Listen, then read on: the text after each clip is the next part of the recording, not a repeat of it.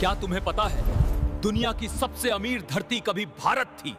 इतनी अमीर कि उसे सोने की चिड़िया नहीं, सोने का जंगल कहा जाना चाहिए था। लेकिन सवाल यह है, इतना सोना आया कहां से?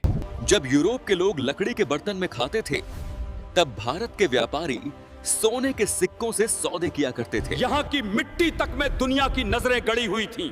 भारत अमीर इसलिए नहीं था क्योंकि यहाँ खजाने थे। भारत अमीर था क्योंकि यहाँ ज्ञान था, विज्ञान था, व्यापार था।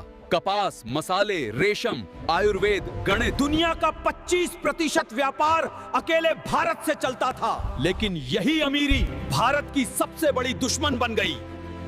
दुनिया व्यापारी बनकर आई और शासक बनकर बैठ गई। सोने की चिड़िया उड़ाई नहीं गई थी, उसके पंख धीरे धीरे काटे गए थे। और अगली कहानी में तुम जानोगे किसने, कैसे और क्यों